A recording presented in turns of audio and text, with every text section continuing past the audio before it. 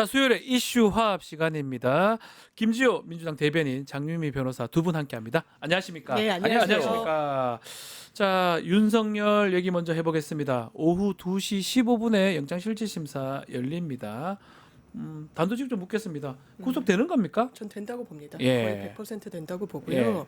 일단 범죄의 상당성이라는 건 이 체포영장 집행을 불법적으로 막아선 건 채증된 영상들 국민들이 확인하신 것만 해도 너무 그러니까요. 많아요.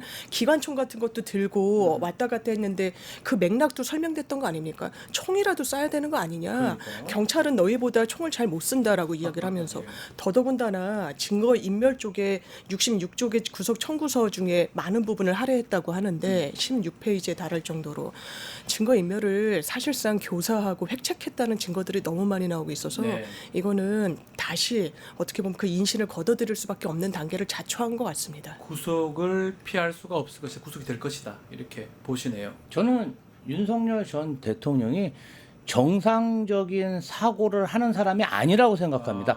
정상적인 사고를 하는 성인이 대통령 직책에 있으면서 대통령 경호처 직원들을 반군처럼 네.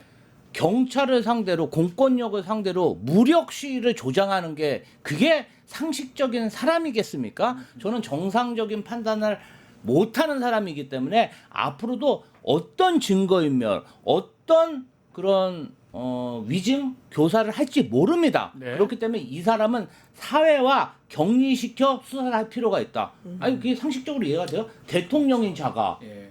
반군입니까? 공무원들이? 아니 대통령 한남동에 모아놓고 무슨 산성처럼 반군 활동을 시켰어요. 이 부분 절대 용서할 수 없죠. 용서할 수는 없죠. 자, 근데 저는 이제 뭐 이 변호사 업무를 하다 보니까 구속되고 풀려나고 이런 분들 많이 보는데, 네. 야, 이게 참 그 좀 어쩌면 결과론적 얘기지만 네. 구속이 돼 있다가 풀려났다가 새로 구속되면 더 어떻습니까 이게? 아니 저희도 이게 일단 참 구치소 접견을 가는데 예. 정말 단 하루라도 빨리 나오기 위해서 돈을 엄청나게 맞습니다. 쓰겠다는 사람들이 있죠. 그러니까 맞습니다. 고통스러운 거예요. 너무 그리고 힘드니까. 그거를 모르고 그냥 들어간 거라 네. 이제 누가 군 복무에 또 비유하시기도 하던데 군대 2번 가는 게 제일 끔찍하다는 말 맞아요. 얘기하잖아요. 그러니까 모르고 그냥 갈 때는 그냥 어떻게든 뭐 버텨 나가는데 네.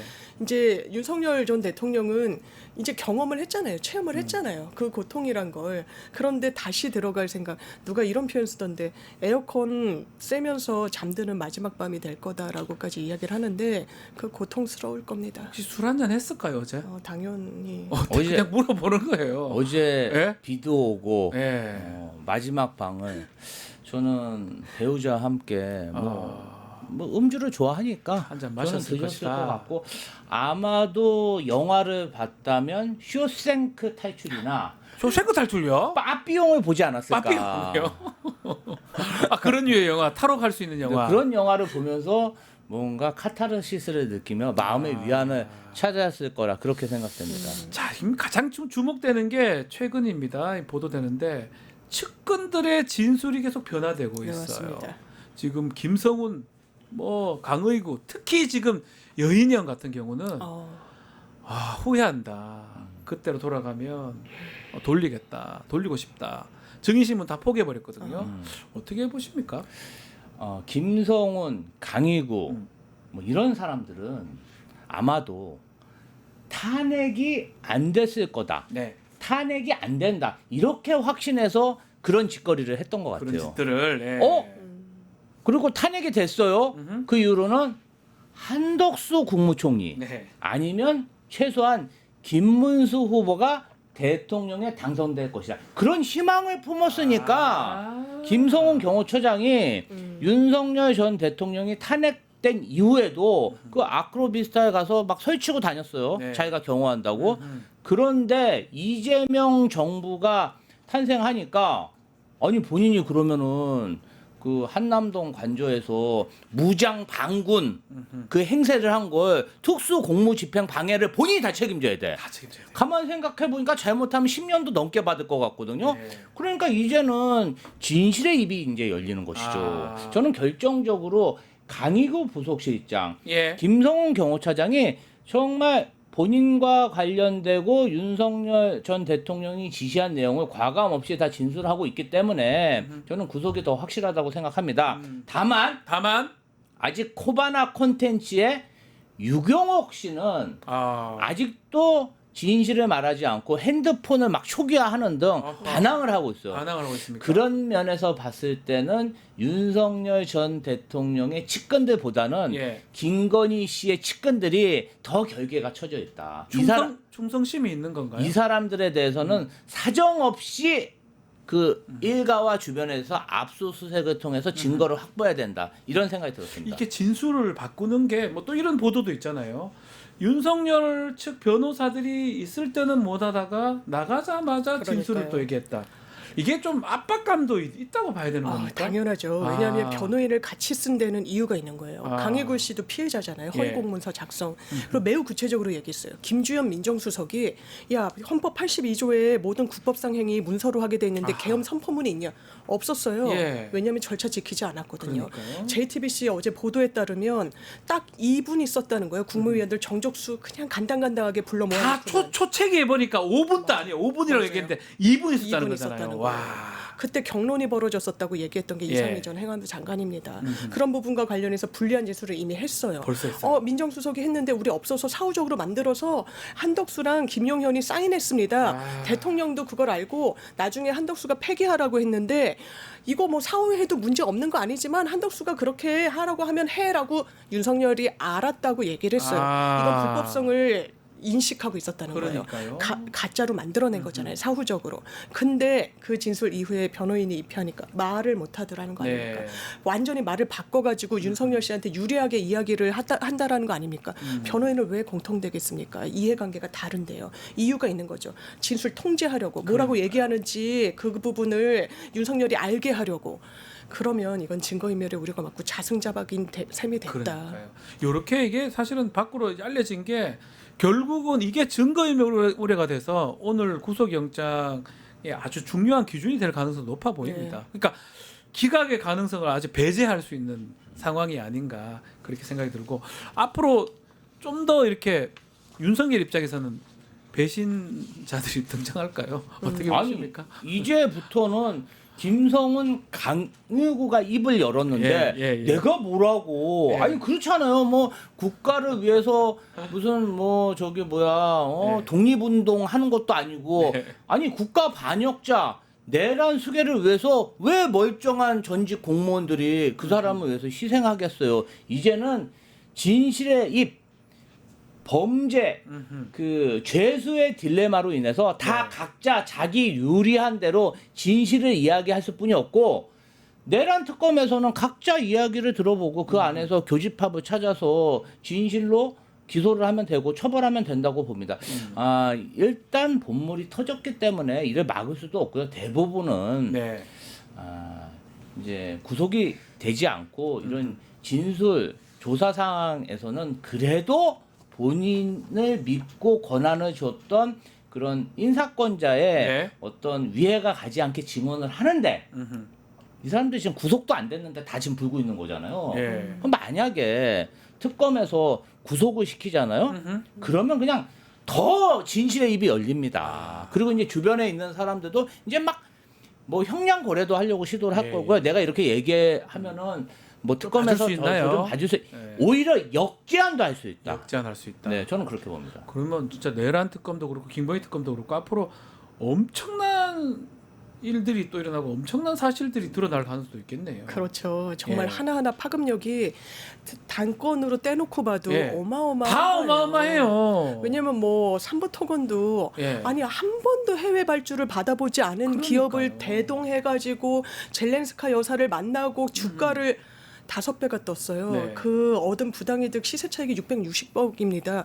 지금 별도의 명품 창고가 있다라는 이야기까지 나오잖아요. 그러니까요. 디올백 300만 원짜리를 받으니까 여사의 취향은 디올이구나. 디올이다. 또 디올 옷을 입고 나오니까 디올을 좋아하는구나. 디올을 그렇게 사다 바쳤다는 거 아닙니까? 이를테면 윤핵관의 부인까지도 그게 보도로 나와 있어요. 나와 있어요. 아니 어떻게 나라를 이렇게 구석구석 망칠 수가 있는지. 망쳤지만 이제서야 좀 돌이키려면 그 관련된 사람들이 당사자들이 좀 얘기를 좀 해줘야 될 것 같고요. 말을 좀 바꿔줘야 될 것 같다는 생각이 듭니다. 자, 지금 김건희 얘기가 나왔는데 김건희 특검에는 공천 개입 사건, 맞습니다. 민중기 지금 김건희 특검에서 진행을 하고 있는데 어제 좀 소식이 하나 전해졌습니다. 윤상현 현역 의원인데 자택하고 사무실 압수수색을 했습니다. 어떤 의미입니까 이거는? 아니 이제 윤석열 전 대통령의 음성이 상현이에게 이야기했다.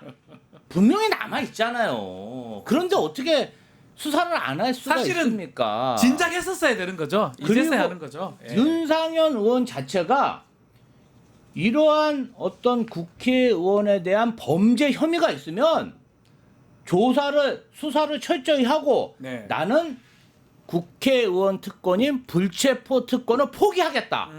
입법 발의까지 한 사람이에요. 예, 그러니까 그렇죠. 그거 좋아하는 사람이에요. 압수수색하고 아니 죄가 없으면 뭐가 두렵겠습니까? 압수수색해갖고 죄가 없고 증거가 없으면 오히려 본인에게는 무죄를 증명할 좋은 기회가 되기 때문에 아주 수사에 성실히 응할 것이다 이렇게 생각합니다. 지금 보니까 이게 윤상현 의원이 이 강제 수사를 처음 받는 것 같아요. 네, 맞습니다. 그러니까 사실 이 김건희 공천 개입 의혹 뭐 사실 말씀 계속하지만 목소리 다 나왔잖아. 윤석열이가 육성으로 나왔죠. 네. 윤상현이 상현한테 해주라 했는데 뭐 이런 얘기 나왔으면 네. 그때 가가 조사를 해야 되는데 그 사이에 또 전화기 다 없앴을 거 아니에요. 당연히 그렇죠. 네. 왜냐하면 이 논란이 되니까 명태균 게이트 논란이 되니까 윤석열 씨가 기자회견합니다. 네. 그러면서 나 그때 너무 바빠서 공관위원장인지 누군지도 몰랐다. 나 고3처럼 지금 뛰던 상황이었다. 정확히 육성이 언제 있었냐. 명태균 씨한테 전화를 합니다. 공천관리위원 재보궐선거였었잖아요. 네. 관리위원장 그 발표하기 전날이었어요. 그러면서 명태균 씨한테 이렇게 이야기해요. 상현이한테 내가 한 번 더 이야기할게. 걔가 공관위원장이니까 자기 누군지도 모른다고 눈 하나 깜짝하지 않고 국민 앞에 거짓말했어요. 2시간 넘는 브리핑 과정 중에서. 그죠. 그리고 육성이 난 거예요. 김건희 씨는 가만히 있었습니까? 아니요. 내가 당선인한테 얘기해놨으니까 걱정하지 말고. 그 결과물이 어땠습니까? 본인들이 관철시키고자 했던 김영선 의원으로 귀결이 됐던 됐잖아요. 거예요. 세비를 반띵했어요. 나눠 먹었습니다. 그 엄청난 결과물로. 일입니다. 예. 근데 지금까지 수사를 하지 않았던 게 검찰이에요. 예. 검찰의 민낯입니다. 예. 이 부분과 관련해 가지고 지금이라도 빨리 해야 된다. 눈앞에 그 국민을 앞에 두고도 눈 하나 깜짝하지 않고 거짓말할 수 있는 사람이면 모든 걸 인멸하고 조작할 수 그렇죠, 있어요. 그렇죠. 이거 수사가 늦어도 너무 늦었다. 윤상현 의원이 막 뭐 말도 많고 나서기 좋아하고 이런 스타일인데 요번에는 조금 조용한 것 같아요. 이제 겁나나요? 사실은 정권이 바뀌어서 특검이 도입되고 그 특검으로 공정하고 엄정한 수사가 이루어질까봐 그동안 그 야단 법석을 쓰면서 그런 거예요? 나는 수사받기 싫어. 그러니까 본인이 확신범입니다. 제가 볼 때 아주 확신범. 이게 난리를 사실은 내란 직후부터 계속 어디가 데모하러 댕기고 어디 댕기고 윤석열 그 앞에 예, 시위하고 그러니까 다 이거와 관계되는 조선 거구나. 시대로 따지면 내 죄를 내가 아는 거야. 이번에는 내가 여태까지는 비사이로 막가처럼 네. 마구 이렇게 검경의 예. 그러한 수사를 피해 갔는데 이번에는 국지가 너무 크고 또 김건희 윤석열이라는 다이너마이트와 자기가 한 몸이 된 거잖아요. 그래서 맞아요. 이번에 정권이 교체돼서 공명정대한 수사가 진행되면 나는 뼈도 못 추린다는 그런 강한 확신이 들기 때문에 그 가서 그 한남동에서 난리 치고 막 선거도 열심히 하려고 그러고 그랬던 거죠. 근데 이제 다 결과가 나오지 않았습니까? 수사가 진행됐는데 여기서 윤석열처럼 더 막 이렇게 뭐라 그러죠? 항의하고 버티면 본인의 죄가 더 무거워지기 네. 때문에 아주 지금 겸손한 모습이 나왔다. 이런 상황에서 송원석 대표 비대위원장은 정치 보복이다 이렇게 얘기를 하거든요. 그러면 이게 국민의힘 입장이라고 봐야 되잖아요. 그렇죠. 그럼 또 같이 가겠다는 거예요? 그렇죠. 비호하겠다는 거죠. 왜 이러지? 그런데 이건 물꼬가 뚫린 거고요. 예. 윤상현 의원 자승자박이고 국민의힘이 불체포 특권 이 부분은 우리는 포기하겠다. 네. 근데 이게 다 역사적인 맥락이 있어요. 이게 뭐 영국으로부터 기인해가지고 이제 왕정 시대에 막 정적들을 그냥 죽이고 제거하니까 어떻게든 그 부분을 제도적으로 이제 보호를 하는 데서부터 이제 기인한 건데 네. 저는 헌법상 불체포 특권은 있어야 된다고 생각합니다. 그런데 왜 이 부분 포기했어요.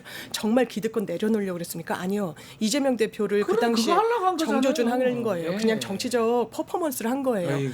그런데 그게 자승자박이 돼서 돌아온 겁니다. 윤상현 의원도 그때 포기하겠다고 사인했어요. 아이고. 근데 지금부터 벌써 신병 확보에 들어갈 거란 얘기가 나옵니다. 나오죠. 수사에 제대로 협조하지 않고 거짓말한다라고 수사기관이 인식하게끔 증거랑 배치되는 진술을 하면요, 이거 바로 신병 확보 들어갈 겁니다. 이거는 민주주의 질서를 훼손한 범죄예요. 네. 범죄가 인정이 된다면 때문에 이 부분과 관련해서는 정치 공세다, 이거 정치 탄압이다 그 말로 엄호할 수 있을까요? 아니요, 그 국면은 넘었습니다. 국민의힘은 여기서 벗어나야 답이 보일 건데 지금도 여기에 그냥 갇혀 있는 비토 정치만 할 뿐인 이 거죠. 국민의힘이 사실 그런 뭐 서명하고 난리를 퍼포먼스를 하는 바람에 지금 김용민 의원도 그렇고요, 또 박찬대 의원도 그렇고 빨리 올려줘라, 우리 바로 통과시켜 줄게, 체포 너희들 그래 좋아하는 체포 동의안 바로 해줄게, 그 얘기도 하더라고요. 즉시 아니, 통과시켜 뭐 주겠다. 본인들이 자발적으로 불체포 특권을 포기한다면서요. 포기해서 그냥 사인까지 잘했다. 했으니까 잘했다 그래. 뭐 본인들이 한 그 아니 말로는 또 그렇게 할 수 네. 있어도 서명까지 한 것은 네. 그것은 굉장히 굳은 약속이자 다짐이거든요. 네. 그런데 서명까지 했는데 이제 와서 딴소리 하겠습니까? 저는 딴소리 못할 거라고 생각하고 특검에서 어떤 체포 동의안을 국회로 보내주면 국회에서 아주 그 국민의힘 의원들이 원하는 대로 네. 체포 동의안이 가결될 것으로 그렇게 아니 어차피 확신합니다. 국민의힘 뭐 없어도 지금 절반 이상이 여당 쪽이니까, 민주당하고 관련된 쪽이니까 다 통과되겠네요. 아니 그래도 뭐 그렇게 그래도- 원하면 다 통과시켜줘요 그냥. 국민의힘이 그런 것을 원하고 있기 원하니까. 때문에 네. 이번에야말로 여야 대통합 협치 한번 해봐야 되지 않겠습니까? 윤상현을 체포함으로 인해서 여야가 딱 손잡고 혹시 체포 동의안 거의 체포 동의안 99%로 가결시키면 얼마나 국민들이 좋아하겠어요. 아, 그런 거. 자, 이게 이제 민중기 특검이 사실은 그런 것 같아요. 법원장 또 출신이다 보니까 어디에 힘을 배치하고 이런 것들을 잘 따지는 것 같아요. 검찰 출신이면 막 전격적으로 하고 막 이렇게 할 건데, 그래서 저는 이 법원장이 됐을 때 그런 거 16가지를 다 해야 되니까 예. 어떻게 힘을 분산하고 이런 것들을 잘 따져야 된다고 생각했는데 보니까 3부로 시작했고 양평도 살짝 나가면서 예. 공천까지 나갔어요. 공천 개입. 그렇죠.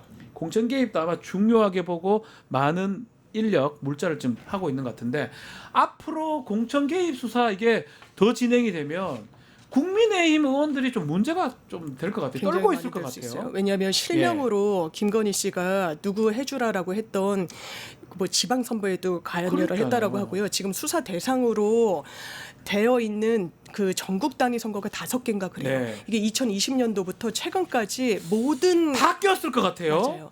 그렇기 때문에 당사도 압수수색하고 그랬던 거예요. 그럼 국민의힘 의원들이 과연 이 부분과 관련해서 무관할 수 있을 것인가? 암묵적으로 김건희 라인에 제대로 선을 다지 않으면 공천도 못 받고 승진도 못 한다는 그런 이야기가 어쨌든 풍문으로 돌았었어요. 그런데 그러니까요. 그게 단순히 풍문이 아닌 것처럼 보이죠.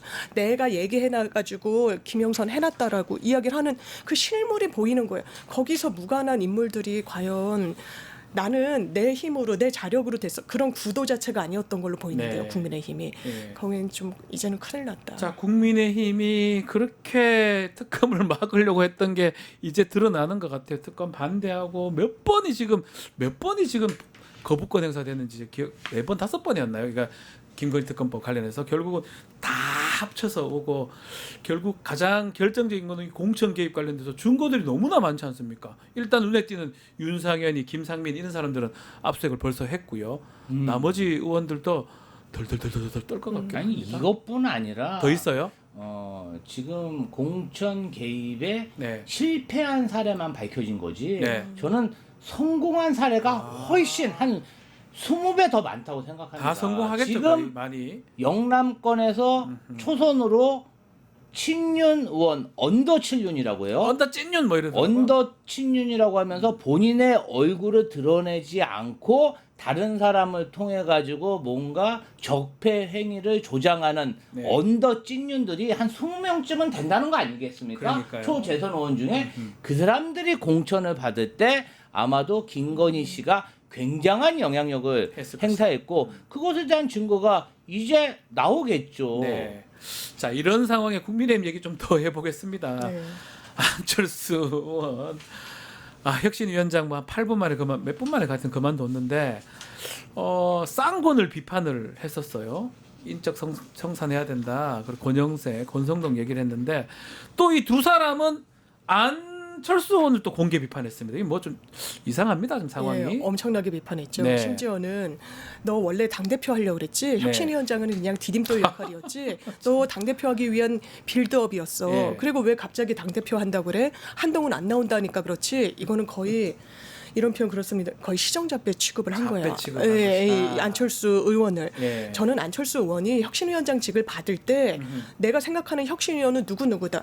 아니 그 면면이 되게 무리하지도 않아요. 이재용 전 의원, 강동 그 을인가요? 뭐 네. 당협위원장이고. 당협위원장 하던. 네. 그리고 그 비대위원 과거에 했던 그 의사 출신 청년 정치인 그렇죠. 이 정도인데도 그거를 관철시키고 혁신위원장직을 받았어야죠. 이제 협상력에 있어서는 안철수 의원이 대단히 좀 제대로 못했다라고 평가할 수 있겠습니다만 네. 혁신을 하고자 하는 전 진정성은 있었다고 봐요. 안철수한테. 그런데 많이 요구한 것도 아니야. 2명 얘기한 권영동, 권영세는 최소한 출당 조치해야 되는 거 아니냐, 제명 조치해야 되는 거 아니냐, 더는 이 당에 뿌리 내리면 안 되는 거 아니냐. 그것도 못 받는 게 지금 국민의힘이에요. 그것조차 수용이 안 되는 게 예. 국민의 혁신. 송원석 비대위원장이 이야기한 대로 통합하면서 의견 모으면서 하는 게 혁신이 아닙니다. 그렇게 할 것 같으면 혁신을 진작에 할 수 있었겠죠. 국민의힘은 한 분이 그렇게 얘기하셨던데, 보수 농객이 예전에는 농담처럼 이 당 문 닫아야 된다, 이 당은 소멸할 거다라고 웃으면서 얘기하던 게 예. 이제는 진지하게 돼버렸다는 거예요. 이거 본인들이 자초한 겁니다. 이 쌍권들하고 또 안철수하고 대립하는 모양새, 또 거기서 많은 아무 말도 안 하고 있는 대다수 국회의원들, 이 국민의힘 상황 참, 또 이 두 쌍권은 뭘 노리고 이런 얘기를 또 하는 아니 겁니까? 이제 이 아, 권성동, 권영세 입장에서 보면 아니 막말로 나만 적폐 활동을 했냐. 이들도 같이 했는데 한 적폐 5, 60명이 같이 해놓고 네. 지금 딱 두 사람으로 압축되는 분위기잖아요. 네. 그러니까 친윤, 언더 친윤 의원들도 저 두 사람만 내주면 우리는 괜찮은 거야? 이런 생각을 하고 있고. 다 자기 빨 모르네. 아니 권성동, 권영세는 야 왜 나만 갖고 그래? 그래. 계속 이 분위기가 가면은 요것들이 우리 둘만 가지고 그냥 적폐로 몰아세우면서 윤석열 정권의 그 모든 악행들을 우리한테 다 뒤집어 씌우겠구나. 그래서 지금 발악을 하고 있다. 이 쌍권, 예. 이 적폐 세력의 거두라는 그 프레임에 벗어나기 위해서 몸부림을 치고 있다. 지금 사실은 안철수 의원을 공격하고 있지만 네. 실제로는 이거 보십시오. 이런 비열한 행태, 뭐 이런 걸 막 얘기하는 것은 야 언더 친윤 너무 하는 거 아니야? 우리한테 다 뒤집어 씌우려고 그러는 거 아니야? 약간 그런 포석이 있고, 언더 친윤들은 저 두 사람만 뭐 이렇게 내주면은 우리는 살 수 있지 않을까? 그러한 계산을 하고 이 있다. 정당은 놀랍습니다. 이런 상황까지 왔는데 결국은 자기 살라고 자기 이익을 위해서 하는 모습으로 비춰지거든요. 그러니까 와. 정치 결사체가 아니라 이익 결사체라는 이익 결사체다. 이야기를 듣는 거고, 김상욱 의원이 이제 민주당 와서 계속 얘기했던 게 이 사람들의 오로지 목표는 자기 기득권을 유지하는 거, 네. 배지를 다시 한번 달기 위해서 공천받는 거. 그러네요. 그러기 위해서는 자기 지역구에서는 대선 이겼거든요. 다 영남권에 치중이 돼 있기 때문에 지방선거도 이길 가능성이 높거든요. 높겠죠. 자기 기득권을 유지하는 데는 지금 이 상황이 국민의힘의 어려움이 큰 위해로 다가오지 않을 거거든요. 그러니까요. 눈앞에 이익만 경주마처럼 보는 거예요. 국민 보고 정치하는 게 아니라 본인의 이익을 보고. 이러니까 국민의힘 저는 이제는 답이 없는 것 답이 같아요. 없다. 예. 지금 상황이. 알겠습니다. 참 국민의힘 상황 좀 짚어봤고요. 자, 지금 이제 청문회 같은 게, 인사청문회가 아마 본격적으로 실시가 될 겁니다.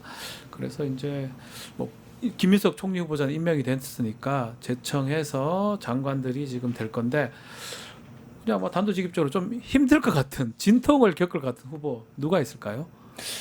참 제가 정부 여당 대변이니까 그래요? 참 이게 이 부분 관련해서는 조심하게 말씀하셨습니다. 조심스러운데 지금 이제 가장 화제가 되시는 분은 동명이인이죠. 예. 이진숙 교육부 장관 후보자 같습니다. 좀 말이 많습니다. 뭐 다른 사항 논문 얘기도 나오고 여러 가지 얘기가 나오는데 자녀의 학업 관련된 내용이 지금 밝혀지고 있는데 보니까 조금 어린 시절부터 자녀들을 해외로 유학을 보내서 해외의 교육 과정을 이수하게 한 것으로 그렇게 보도되고 있지 않습니까? 그렇죠. 이 부분 관련해서 교육부 장관이라는 직책이 안 맞죠. 좀. 대한민국의 국적을 가지고 대한민국의 교육 시스템을 관장하는 그러한 직책인데 어떻게 보면은 대한민국 교육 시스템이 아니라 해외 교육 시스템을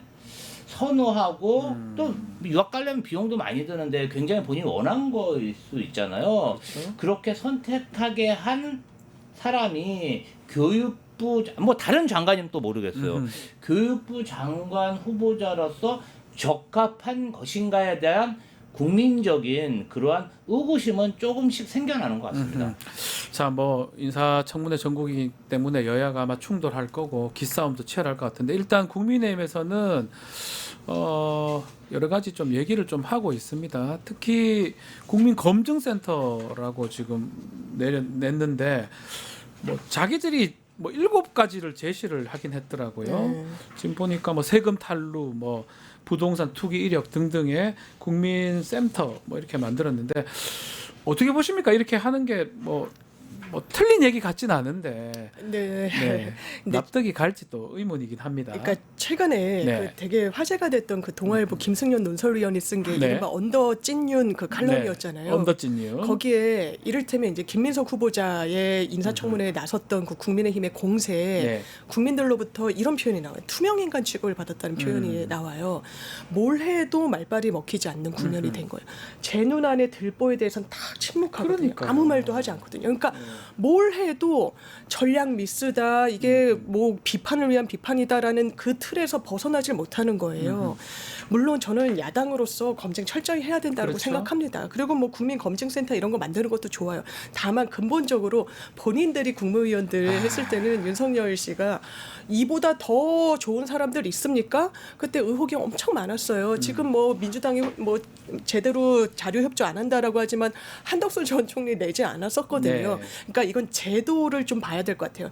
그러니까 미국 같이 이게 지금 시점으로부터 역산해가지고 한 7년 정도의 정가나 이주 이력, 인간관계, 뭐 음주나 마약의 어떤 이슈 이런 걸 좀 집중적으로 보고 지금은 본인이 동의하지 않으면 자료 제출에도 한계가 있는데 FBI 뭐 국세청 이래가지고 자료를 의무 제출하게 돼서 비공개로 한번 검증을 하는 그래야 이게 맞겠죠. 이게 직무적합성은 정말 안드로메다로 하나도 가버리고 보지 않고요. 티끌처럼 뭐 20년 전에 뭘 했네, 30년 전에 뭘 했네. 이게 과연 맞나? 국민들을 위해서 좀 그런 생각이 많이 듭니다. 그래요. 네. 또 뭐 세금, 부동산, 뭐 병역.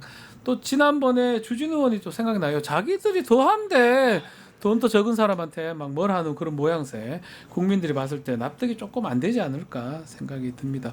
청문회 잘 진행이 될까요? 지금 일정이 다 잡혔던데요. 잘 진행될 것 같고요. 근데 국민의힘이 제시한 7대 인사 7대 기준, 기준. 세금 탈루, 부동산 투기, 병역 기피, 특혜 갑질, 예. 입시 취업, 논문 표절, 정관예우, 이해 충돌. 예. 국민의힘 국회의원 중에 예. 여기에 하나씩은 다 해당되지 않을까. 그럴 가능성이, 국민의힘의 예. 공천 기준이 아하. 이 7대 기준에 하나라도 해당이 돼야 공천을 주는 것 같아요. 제가 봤을 때. 야, 오히려 반대로. 이게 네, 조건이- 여기에 포함이 안 되면 국민의힘의 명함도 못 내밉니다. 그렇기 때문에 본인들의 공천 선정 기준을 가지고 우리는 이런데 예. 너네들도 아니래? 이렇게 반문하지 않을까 싶습니다. 알겠습니다. 좀 지켜보기로 하고요. 이제 청문회 개시가 되니까 또 어떤 내용들이 나올지 보겠습니다. 오늘 말씀 여기까지 듣겠습니다. 두 분 말씀 감사합니다. 감사합니다. 고맙습니다. 유튜브 구독하고 실시간 채팅과 댓글을 남기시면 매일매일 7천 TTCO를 드립니다. 참여 방법은 통통물 어플을 다운로드하고 회원가입과 로그인을 해주세요. 마이페이지에서 나의 회원 고유 번호를 복사해주세요. 유튜브 구독 후 실시간 채팅이나 댓글창에 고유 번호를 한 번만 입력하면 준비 끝! 지금 유튜브 채팅과 댓글 쓰기 참여하고 7,000 TTCO 받아가세요.